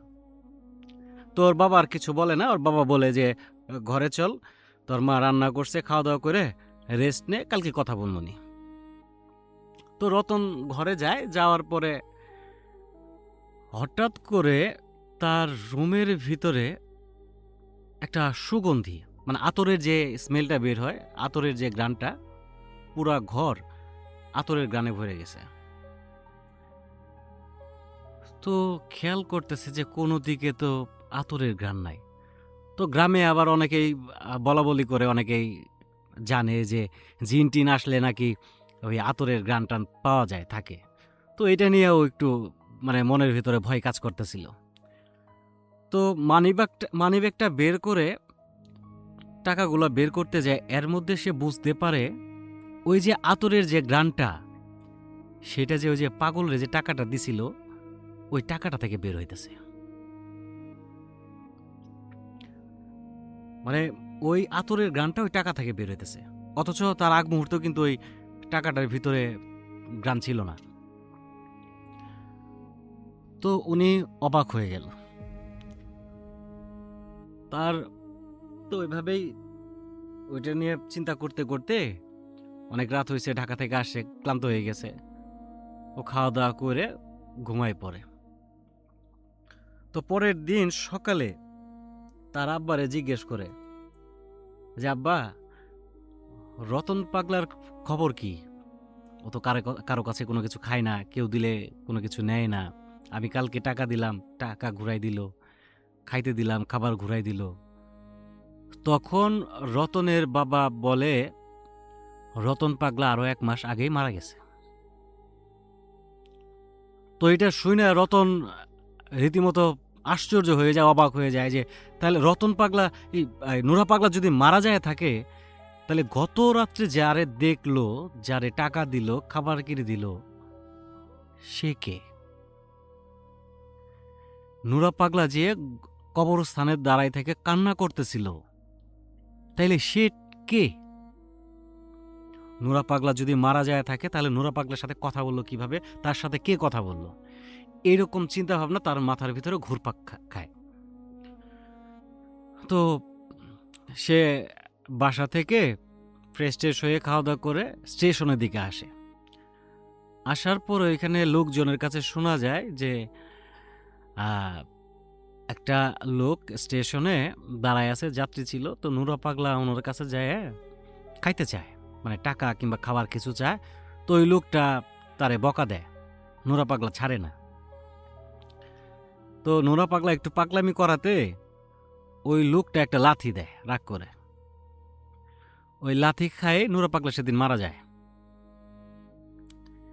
মারা যাওয়ার পরে এলাকার লোকজন জানাজা করে ওই যে পারিবারিক যে গুরুস্থান আছে, ওর তো কেউ নাই, তো ওই গুরুস্থানে তারে মাটি দেওয়া হয়।